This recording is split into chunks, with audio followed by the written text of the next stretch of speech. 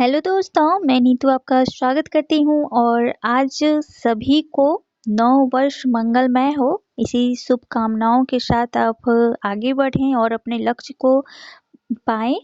और इस चैनल पर नए हैं तो ज़रूर से चैनल को सब्सक्राइब कर दें। यहाँ पर PYQ सीरीज में चला रही हूँ जो कि मोस्ट इम्पॉर्टेंट है आपके आगामी एग्जाम के लिए।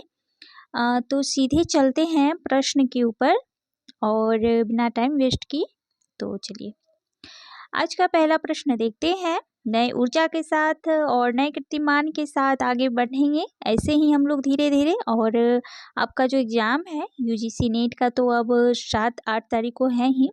और साथ ही जो नए बच्चे इसका प्रिपरेशन कर रहे हैं उनके लिए भी यहाँ पे आप जुड़ सकते हैं। और BPSC TR 4 6 to 8 TGT PGT और अन्य जितने भी कॉम्पिटिटिव एग्जाम हैं इस सभी के लिए लाभदायक है क्योंकि ये हिंदी साहित्य का PYQ सीरीज है। तो चलिए आज के पहले प्रश्न पे चलते हैं। तो पहला प्रश्न क्या है? निम्नलिखित भाषाओं को विकास के उनके क्रम में व्यवस्थित करना है। तो सबसे पहले क्या आएगा? तो पहली प्राकृत, उसके बाद शौरसेनी, उसके बाद पूर्वी हिंदी और फिर वर्तमान हिंदी का प्रादुर्भाव हुआ था। तो यहाँ पर बी ऑप्शन आपका राइट हो जाएगा। पहले दूसरा, फिर पहला, फिर चौथा और फिर तीसरा। तो चलिए थोड़ा सा देख लेते हैं इसके बारे में। तो पहली प्राकृत जो कि पाली भाषा को कहा जाता है। शौरसेनी हिंदी में कौन सी बोलियां हैं? तो ब्रज आएंगी, बुंदेली आएंगी, कन्नौजी आएंगी, कौरवी आएंगी और हरियाणवी बोली आएंगी। जबकि पूर्वी हिंदी में अवधी, बघेली और छत्तीसगढ़ी बोली आती हैं।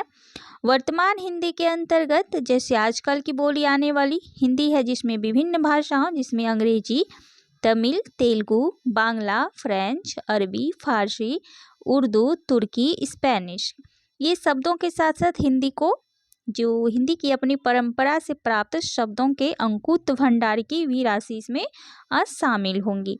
तो ये रहा भाषा से संबंधित जो महत्वपूर्ण फैक्ट थे।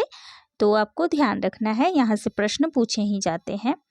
अगले प्रश्न को देखते हैं। रघुवीर सहाय के कविता संग्रहों का प्रकाशन वर्ष के अनुसार सही अनुक्रम आपको रखना है। तो ये लोग भूल गए, आत्महत्या के विरुद्ध, कुछ पत्ते, कुछ चिट्ठियां, हंसो हंसो जल्दी हंसो, तो ये होगा हंसो हंसो जल्दी हंसो, तो ये तो 1975 होगा। चलिए सीधे यहाँ पर देख लेते हैं। आत्महत्या के विरुद्ध जो कि 1967 होगा। हंसो हंसो जल्दी हंसो जो कि 1975 ईस्वी।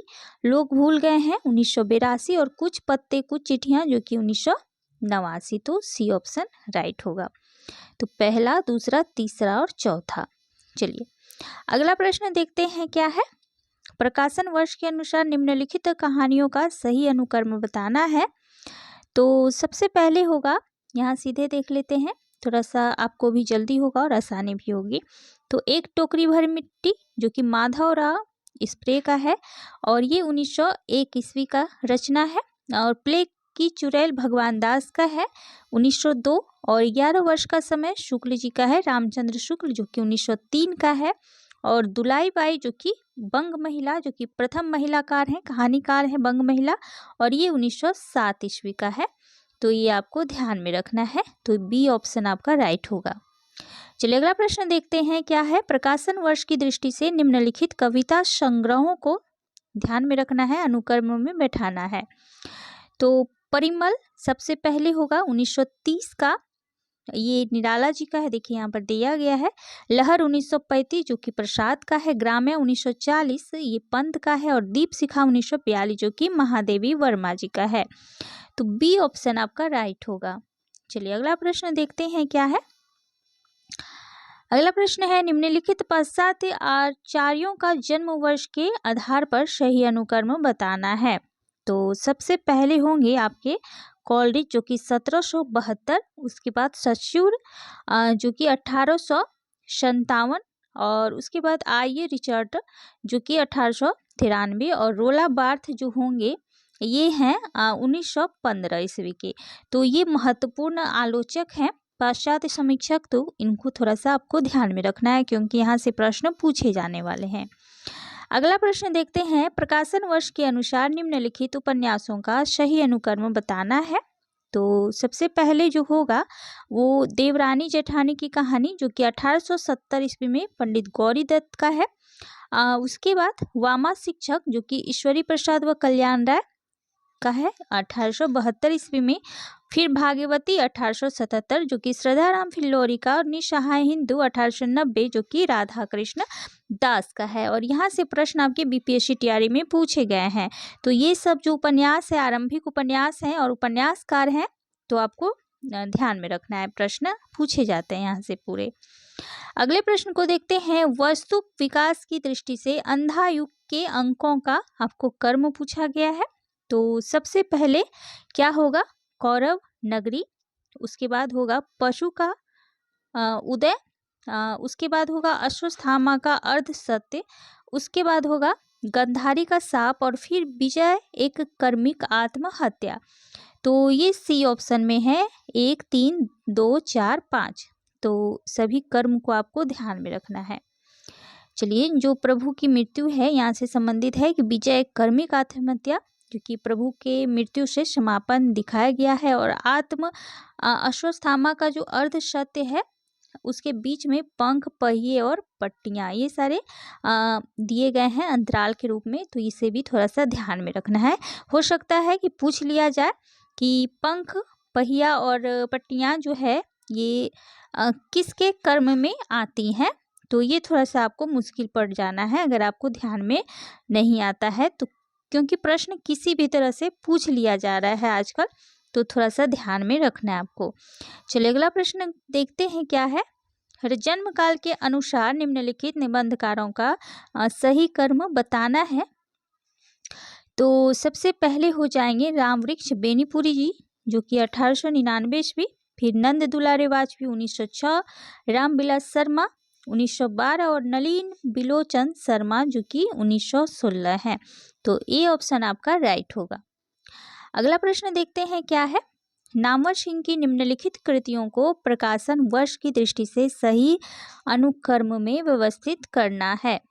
तो चलिए देख लेते हैं यहाँ पर थोड़ा। देखिए यहाँ पर कितने अच्छे से दी गई है। नामवर सिंह की कृतियाँ जो कि हिंदी के विकास में अपभ्रंश का योगदान, ये 1952 का है। छायावाद 1955 का है। कविता के नए प्रतिमान 1968 का है। और दूसरी परंपरा की खोज ये 1982 का है। तो इन सभी कर्म को आपको ध्यान में रखना है, महत्वपूर्ण ये सभी बुक लिस्ट हैं नामवर सिंह जी का। चलिए अगले प्रश्न को देखते हैं क्या है। प्रकाशन वर्ष के अनुसार निम्नलिखित कहानी संग्रहों का सही अनुक्रम बताना है। तो सबसे पहले जो होगा राजा निर्वंशिया 1957 की ये रचना है, कमलेश्वर की कहानी संग्रह है। उसके बाद होगा एक और जिंदगी जो कि 1961 का है। फिर यही सच है 1966 जो कि मनु भंडारी जी का है। और उसके बाद 1978 का है वाकचू। तो ये सारा इसमें जो कर्म आएगा आपका ए होगा। और देख लीजिए ये 1978 भीष्म शाहनी। तो ये सारी जो कृतियां हैं, कहानी संग्रह हैं और कहानीकार हैं, ये आपको जुबान पे याद होनी चाहिए, क्योंकि अगर आप इसे ध्यानपूर्वक याद कीजिएगा तो ये आपको आसानी से याद हो जाएगा। चलिए अगला प्रश्न देखते हैं क्या है। कथन 1 और कथन 2 देख सकते हैं कि किस तरह से पैटर्न को चेंज किया गया है। पहले किस तरह से पूछा जाता था, अब किस तरह से पूछा जाने लगा 2020 के बाद। तो ये हालांकि 2020 की PYQ है। तो देखते हैं कथन 1 में दिया गया है कि साहित्य में लोक ही प्रमाण है। साहित्य में लोक ही प्रमाण है, तो ये तो सत्य हो जाएगा। कथन 2 है कि लोक साहित्य की गुणवत्ता प्रमाणित करने के लिए शास्त्रीय प्रतिमानों की आवश्यकता होती है। तो ये थोड़ा सा मुझे असत्य लग रहा है, ठीक है, क्योंकि प्रतिमानों की आवश्यकता है, शास्त्रीय प्रतिमानों की, तो ये थोड़ा सा गड़बड़ है। देखते हैं यहाँ पर क्या है। तो सी आंसर यहाँ पर दिया जा रहा है। कथन 1 तो सही है, लेकिन कथन 2 जो है वो गलत है, यानी कि असत्य है। चलिए यहाँ देखिए कि गलत क्यों है, क्योंकि लोक साहित्य की गुणवत्ता प्रमाणित करने के लिए किसी भी शास्त्रीय प्रमाणों की आवश्यकता नहीं होती है, जो कि मैंने आपको बताया। अगला प्रश्न देखते हैं क्या है, वही है कथन 1 और कथन 2 है। तो स्त्री विमर्श के अनुसार स्त्री केवल जैविक उत्पत्ति है। स्त्री विमर्श के अनुसार बताया जा रहा है, ठीक है, कि स्त्री केवल क्या है, जैविक उत्पत्ति है, किंतु यहाँ दिया गया है कि पितृसत्तात्मक व्यवस्था स्त्री के व्यक्तित्व और विचारों का नियमन नहीं कर सकती है। तो क्या गलत लग रहा है आपको या सही लग रहा है? तो एक तो सही है लेकिन आर गलत लग रहा है। तो थोड़ा सा देख लेते हैं यहाँ पर। देखिए कि स्त्री विमर्श के अनुसार स्त्री केवल जैविक उत्पत्ति है, कथन गलत है, ठीक है, ये भी गलत है, क्योंकि स्त्री विमर्श के अनुसार स्त्री केवल जैविक उत्पत्ति नहीं हो सकती है। जैविक उत्पत्ति की सिर्फ बात की जा रही है, ठीक है, के अनुसार स्त्री केवल, यहाँ केवल लगा दिया है, ये गड़बड़ कर दिया। अगर केवल नहीं रहता तो ये आंशिक रूप से सही माना जाता, लेकिन सिर्फ उसी के अनुसार यानी कि जैविक उत्पत्ति ही है स्त्री विमर्श के अनुसार, तो ये गलत है। कथन है कि पितृसत्तात्मक व्यवस्था स्त्री के व्यक्तित्व और विचारों का नियमन नहीं कर सकती। क्यों गलत है? क्योंकि पितृसत्तात्मक व्यवस्था स्त्री के व्यक्तित्व और विचारों का नियमन बखूबी कर सकती है। तो ये दोनों ही कोटेशन गलत हो जाएंगे। अगला प्रश्न देखते हैं क्या है, कथन स्थापना और तर्क से है ये। तो कृष्ण भक्ति काव्य वृत्ति के उत्कर्ष का उदाहरण है, क्या सही है? तो बिल्कुल सही है ये, इसीलिए उसका पूर्ण स्वाद उज्जवल रस में होता है। तो ये दोनों ही कोटेशन सही है। चलिए अगला प्रश्न है क्या है, कथन है कथन 2, कथन 1 कथन 2 है, छायावाद श्रृंगार लिप्सा का काव्य है। ये गलत है, श्रृंगार लिप्सा का काव्य नहीं है छायावाद। ये श्रृंगार लिप्सा ज्यादातर आप रीति काव्य में देख सकते हैं, ठीक है। वस्तुतः रीतिकालीन श्रृंगार भावना ही छायावाद में अज्ञात आलंबन का आधार बनी। तो ये बिल्कुल गलत है, दोनों ही गलत हैं। तो बी ऑप्शन आपका राइट होगा, ए और आर दोनों गलत होंगे। अगला प्रश्न है, नीचे दिए गए कथन दिए गए हैं, 2 स्थापना और तर्क। स्थापना ए है, काव्य का आलंबन विशिष्ट व्यक्ति नहीं सामान्य जन ही हो सकता है। तो गलत है, ऐसा नहीं है कि विशिष्ट व्यक्ति नहीं सामान्य जन ही, यहाँ पर ही दिया गया है, वर्ड को पकड़ना है आपको सिर्फ, जैसे केवल हो, ही हो, इस तरह के नकारात्मक जो शब्द आए छोटे छोटे वर्ड को आपको ध्यान में रखकर पकड़ना है, तो आप आसानी से ऐसे प्रश्न को कर जाएंगे। और तर्क दिया जा रहा है क्योंकि काव्य का केंद्रीय विषय मनुष्य है, ठीक है, तो ये सही है, ठीक है, ये सही, आर सही हो जाएगा। तो देखिए कि काव्य का आलंबन विशिष्ट व्यक्ति नहीं सामान्य जन ही हो सकता है, कथन गलत है, क्योंकि काव्य का आलंबन विशिष्ट व्यक्ति एवं सामान्य जन दोनों हो सकता है। तो क्या मैंने बताया ही यहाँ पर है, तो नकारात्मकता है यहाँ पर, क्योंकि निगेटिव पॉइंट आपको पकड़ना है। तो काव्य का आलंबन विशिष्ट व्यक्ति नहीं सामान्य जन ही हो सकता है, तो ऐसा नहीं है, इसमें सभी समान होते हैं, चाहे वो विशिष्ट हो या फिर सामान्य जन, इसमें आलंबन कोई भी बन सकता है। तो इसे आपको ध्यान में रखना है, तो बी ऑप्शन राइट होगा। चलिए अगला प्रश्न देखते हैं क्या है। अब थोड़ा सा ये अवतरण है, तो ध्यानपूर्वक इसे पढ़ना है, तो फिर आपको आंसर मिल जाएगा। तो पहले देख लेते हैं क्वेश्चन क्या कर रहा है कि उक्त अवतरण में स्थापित किया गया है कि, तो देखिए कि आंसर क्या दिया गया कि उक्त अवतरण में स्थापित किया गया है कि कल्पना के बगैर साधारणीकरण संभव नहीं है। तो ए ये सही होगा। अब इसको पूरा आपको पढ़ना होगा पहले। तो देखिए कि काव्य का आभ्यंतरण स्वरूप या आत्मा का भाव या रस है, अलंकार उसके बाह्य स्वरूप है, दोनों में कल्पना का काम पड़ता है। जिस प्रकार विभाव अनुभाव में हम उसका प्रयोग पाते हैं, उसी प्रकार रूपक उत्प्रेक्षा आदि अलंकारों में भी। जबकि रस ही काव्य में प्रधान वस्तु है, तब उसके संयोजकों में जो कल्पना का प्रयोग होता है वही आवश्यक और प्रधान ठहरा।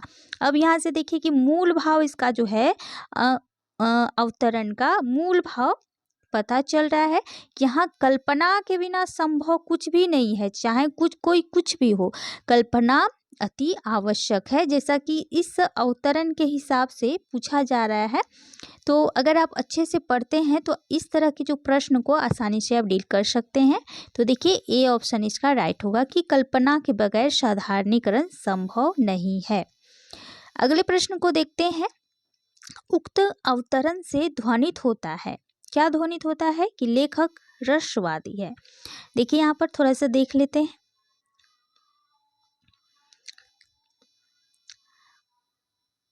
देखिए, रस का आधार खड़ा करने वाला जो विभावन व्यापार है, कल्पना का प्रधान कार्य क्षेत्र वही है, पर वहाँ उसे अनुभूति का एकात्मिकता वृत्ति के आदेश पर कार्य करना पड़ता है। उसे ऐसे स्वरूप खड़े करने पड़ते हैं जिनके द्वारा रति, दास, शोक, क्रोध, घृणा आदि स्वयं अनुभव करने के कारण कवि जानता है कि श्रोता भी अनुभव करेंगे, सीधी सी बात है। और अपनी अनुभूति की व्यापकता के कारण मनुष्य मात्र की अनुभूति को तथा उसके विषयों को अपने हृदय में रखने वाले ही ऐसे स्वरूपों को अपने आप अपने मन में ला सकते हैं। तो ये साधारणीकरण की बात की जा रही है, पूरा पैराग्राफ ही जो है साधारणीकरण पर है। और ये जो बता रहे हैं कि साधारणीकरण में सभी चीज का जो है समावेश होता है, चाहे रति हो, क्रोध हो, शोक हो, मोह, घृणा हो, ये सभी। और यहाँ पर अलंकारों की भी बात की जा रही है, साथ साथ विभाव, अनुभाव, ये जितने भी अनुभाव हैं ये सारे चीज समाहित होते हैं। तो ये किसकी बात हो रही है, तो ये साधारणीकरण की बात की जा रही है। तो आप जब पैराग्राफ पढ़ें तो पहले आपको क्या करना है, आपको प्रश्न पढ़ना है, उसके बाद आप पैराग्राफ को पढ़ें तो जल्दी से हो जाता है इस तरह, और टाइम भी वेस्ट नहीं होता है। तो इसमें क्या है कि लेखक रसवादी है। उक्त अवतरण से ध्वनित होता है कि लेखक रसवादी है, क्योंकि उसमें सभी रसों को, अलंकारों को, अनुभावों को, सभी को उन्होंने समाहित किया है। किस लिए, तो साधारणीकरण किस तरह होता है पूरा पैराग्राफ में दिया गया है। गद्यांश में बताया गया है कि काव्य का अभ्यंतर स्वरूप या आत्मा, भाव या रस है, जैसा कि अभी पढ़ा हमने। तो रस ही काव्य में प्रधान वस्तु है, तब उसके संयोजकों में जो कल्पना का प्रयोग होता है वही आवश्यक और प्रधान ठहरा है। देख लीजिए कि दोनों जो प्रश्न हैं एक दूसरे से किस तरह रिलेट कर रहा है। तो सी ऑप्शन आपका राइट होगा। अगला प्रश्न देखते हैं कि उक्त अवतरण के मुख्य रूप से क्या है कि कल्पना के महत्व की प्रतिष्ठा की गई है। तो जैसा कि अभी पढ़ा, देख लीजिए थोड़ा सा। क्योंकि बताया गया है कि रस ही काव्य में प्रधान वस्तु है, तब उसके संयोजकों में जो कल्पना का व्यापार होता है वही आवश्यक है और प्रधान होता है। रस का आधार खड़ा करने वाला जो भी विभाजन व्यापार है, कल्पना का प्रधान कार्य वही है। तो ये साफ साफ जो जाहिर हो गई कि अवतरण में मुख्य रूप से क्या कहना चाह रहा है अवतरण। अगला है कि उसे ऐसे स्वरूप खड़े करने पड़ते हैं जिनके द्वारा रति, हास, शोक, क्रोध, घृणा आदि स्वयं अनुभव करने के कारण कवि जानता है कि श्रोता भी अनुभव करेंगे। वाक्य में प्रकारांतर से अस्थायी भावों की व्याख्या की गई है। प्रकारांतर से साधारणीकरण का महत्व रेखांकित किया गया है। प्रकारांतर से कवि कर्म की दुरूहता बताई गई है, और प्रकारांतर से श्रोता के दायित्व की ओर संकेत किया गया है। या तो बी हो सकता है या फिर डी हो सकता है, लेकिन बी ही होगा। चलिए देख लेते हैं। हाँ, बी ही होगा, जैसा कि पढ़ा था पैराग्राफ के अनुसार। तो देखिए माइंड कर गया कि हाँ बी ही होना चाहिए, क्योंकि उसमें सभी सकारात्मक रूप मौजूद हैं पैराग्राफ के अनुसार। तो बी होगा। तो क्यों है, क्योंकि वाक्य में प्रकारांतर से साधारणीकरण का महत्व रेखांकित किया गया है। तो पूरा पैराग्राफ ही जो है साधारणीकरण के निर्देश पे दी गई है, उसके महत्व को प्रतिपादित किया गया है पूरे पैराग्राफ में। अगला प्रश्न है क्या है कि अपनी अनुभूति की व्यापकता के कारण मनुष्य मात्र की अनुभूति को तथा उसके विषयों को अपने हृदय में रखने वाले ही ऐसे स्वरूपों को अपने मन में ला सकते हैं। वाक्य में क्या है, तो कवि हृदय की विशिष्टता की ओर संकेत किया गया है। तो पैराग्राफ के अनुसार अगर आप पाएंगे, जैसा कि अभी पढ़ा हमने, तो उसके अनुसार होगा कि कवि हृदय की विशिष्टता की ओर संकेत किया जा रहा है। तो वाक्य में कवि हृदय की विशिष्टता की ओर संकेत किया जा रहा है। क्यों? क्योंकि अपनी अनुभूति की व्यापकता के कारण मनुष्य मात्र ही अनुभूति को तथा उसके विषयों को अपने हृदय में रखने वाले की ऐसी स्वरूपों को अपने मन में ला सकते हैं। तो ये साधारण सी बात साधारणीकरण के विषय में ही कही जा रही है। अब ये देखिए थोड़ा सा लॉन्ग पैराग्राफ है, तो चलिए सीधे चलते हैं प्रश्न के ऊपर, क्योंकि उसमें तो दिया ही है सारा चीज। तो उपयुक्त अनुच्छेद के आधार पर निम्नलिखित में से कौन सा कथन सही है? अब देख लेते हैं ये चारों। तो मनुष्य का व्यष्टि जीवन समष्टि जीवन से सीमाबद्ध नहीं होता। तो व्यष्टि जीवन और समष्टि जीवन की बात की जा रही है। चलिए अगला देख लेते हैं। अतीत काल की समालोचना में व्यष्टि और समष्टि के बीच संघर्ष के रूपांतरण की विशेष चर्चा पाई जाती है। साहित्य की लोकप्रियता का कारण है असंख्य जन समुदाय का प्रभाव, और साहित्य मानव जीवन के सुख दुख से निरपेक्ष होता है। तो बी ऑप्शन होना चाहिए। तो चलिए थोड़ा सा देख लेते हैं। सी है, चलिए सी ऑप्शन है। क्या है? अब पैराग्राफ के अनुसार ही दी गई है, तो थोड़ा सा पैराग्राफ को पढ़ना होगा ध्यान से। तो असंख्य जन समुदाय पर इसका प्रभाव है, साहित्य की लोकप्रियता का यही कारण है। अगला प्रश्न है कि उपयुक्त अनुच्छेद के आधार पर साहित्य की श्रेष्ठता का क्या मानदंड है? तो ये जाति जीवन व अखिल शक्ति की प्राणधारा से निविड़ संयोग। तो ये पैराग्राफ के अनुसार दिया गया है। तो जैसा कि मैंने बोला कि पहले पैराग्राफ आप अच्छे से पढ़िए, उसके बाद आसानी से ही प्रश्न बन जाते हैं। उपयुक्त अनुच्छेद के आधार पर निम्नलिखित में से सर्वाधिक सार्थकता का कारण है। तो जीवन को प्रगतिशील बनाना। तो ये पॉजिटिव ऊर्जावान ये करने वाली है। तो जीवन को प्रगतिशील बनाना पैराग्राफ के अनुसार सर्वाधिक सार्थकता का कारण है। अगला प्रश्न और आज का लास्ट प्रश्न है, उपयुक्त अनुच्छेद के आधार पर निम्नलिखित में से कौन सा कथन सही नहीं है? तो सी सही नहीं है। तो जो सही है उसको देख लेते हैं। जाति जीवन के साथ गहरी संबद्धता श्रेष्ठ साहित्य का मानदंड है। सामाजिक परिवर्तन मानव मन को प्रभावित करता है और मानव जीवन साहित्य का मूल स्रोत है। तो ये कुछ विशेषताएं भी है साहित्य संबंधित, तो ये भी थोड़ा सा ध्यान में रखना है आपको। अगला प्रश्न है लास्ट प्रश्न है, उपयुक्त अनुच्छेद के आधार पर निम्नलिखित में से साहित्य की लोकप्रियता का मूल कारण क्या है? तो लाखों लाख मनुष्य की चेतना पर प्रभाव पड़ता है, ये मूल कारण है। साहित्य की लोकप्रियता मूल कारण है कि वो लाखों लाख मनुष्य की चेतना पर प्रभाव डालते हैं। और गद्यांश की में बताया गया है कि युग युग में साहित्य जो लाख लाख मनुष्य के मन प्राण को प्रभावित करता है, वही उसकी लोकप्रियता का मूल कारण है। तो आज जो है ये सीरीज समाप्त हो रही है। तो 100 प्रश्न हम लोगों ने कर लिया है जून का। अब इसका सेकेंड शिफ्ट देखेंगे कि किस तरह के प्रश्न पूछे गए हैं उसमें। तो चलिए दोस्तों, आज के लिए बस इतना ही। फिर मिलती हूँ नए सीरीज के साथ। तब तक सभी को नववर्ष मंगलमय हो और अपने ऊर्जावान के साथ अपना तैयारी में लगे रहें, क्योंकि आज 1 जनवरी है। तो आज पढ़िए और अपने मन से लगे रहें, क्योंकि सामने एग्ज़ाम है। तो थैंक यू सो मच। फिर मिलती हूँ एक नए वीडियो के साथ। तब तक बने रहें इस चैनल के साथ।